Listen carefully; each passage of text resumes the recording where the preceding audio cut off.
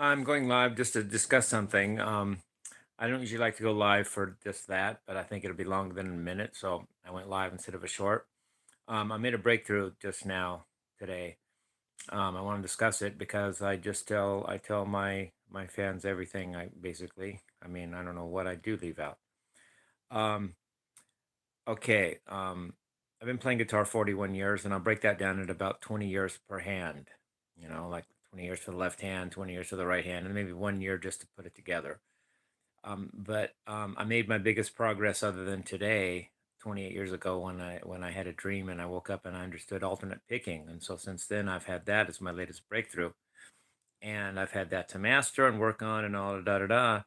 And I thought there was some other step and I couldn't think of what it was. And it might have been what I just did today, is doing with the left hand.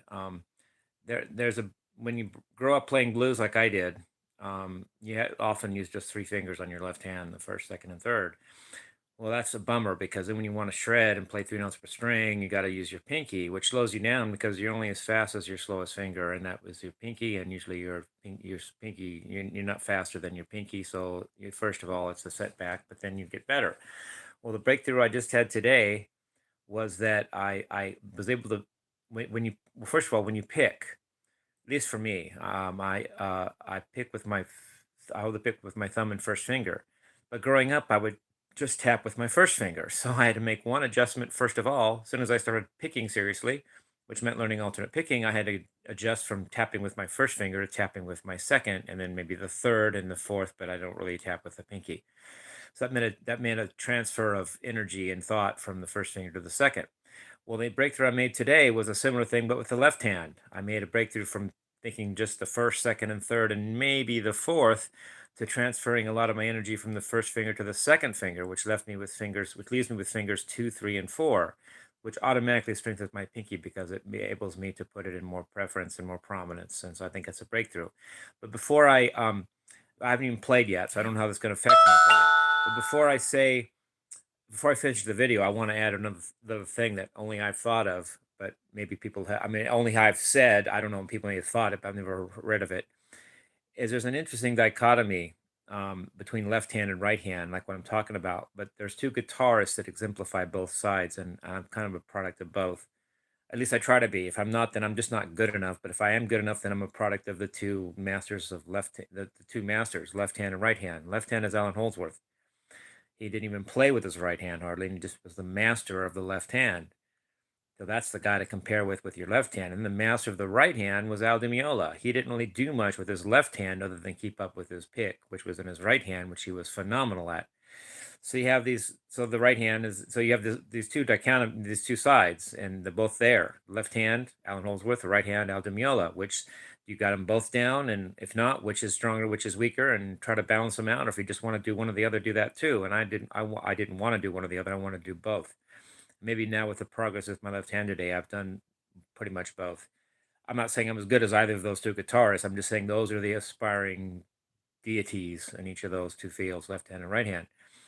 And before I finish, though, I want to say one thing. Interesting. I don't know why, but Alan Holdsworth was very humble, but he was a left-hand master, and Aladiomo was very arrogant, but he was the right-hand master. So I had a feeling there's a thing between that too. Like if you're right-hand dominated, like maybe Ingve, or Al Di Meola even more than that, but Ingve was kind of egotistical too, and he was the right-hand master mainly.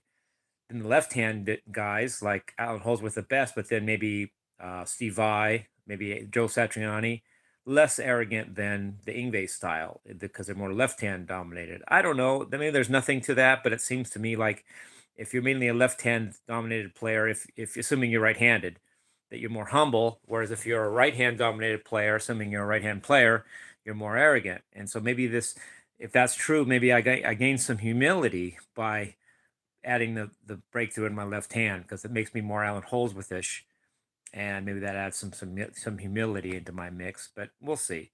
So anyway, that's enough of the video. But I just wanted to say that I'm still looking forward to videos I want to do. Let me just think off the top of my head. Well, I've got a lot of requests, dude. I've got a lot of things that I could do. Um, but let me just say on the top three things on my mind. For originals, the top thing is I want to do a ballad. One of my fans wants me to do a ballad, but I might do a weird enigmatic scale, enigmatic mode jam before that just to accentuate it, or not. If I don't do that, then I just want to do a ballad next. So either a ballad next of my own, or an enigmatic thing, which may or may not have words. I hope it does though, but if it doesn't, it doesn't. And then the ballad. And then as far as the covers, my main thing is I want to do Ingrid Malmsteen's Trilogy Suite Opus 5, because that is requested by multiple people and sounds like an interesting thing to do. And that will be my next, I think, thing I want to do if I, as far as covers goes. And then I want to keep doing my shorts. And I know I'm talking so much, I'm just on camera anyway. But on my shorts, I'm really accentuating. This is the tidbit I wasn't going to say anything of, but on my shorts, I'm really emphasizing the scale that I think is becoming or starting to be associated with me and my own kind of signature is the harmonic major scale. I love that scale. And Alan Holdsworth liked it too, but he thought of it in terms of the fourth mode of it, which would really be a Lydian minor, which he called a minor sharp seven with a raised four, which he would by minor he meant Dorian. With a sharp seven, he meant would be make it mix a melodic minor, and then with the raised four would make it the fourth mode of harmonic major. Well, I don't go through all that convolution. I just like harmonic major straight out. So it's similar to Alan Holdsworth's favorite scale, but not a little different take on it theoretically, but still the same sound. And last time I played on an amp at Guitar Center, guess what setting I had it on? It was on setting 128, which happened to be Holdsworth, and I just loved that sound. I mean, I go on a lot of sounds, and I get Eddie Van Halen sound, whatever, and Randy Rhoads sound, but it sounds too much like them, and I feel like I'm just copying. Get me off of here.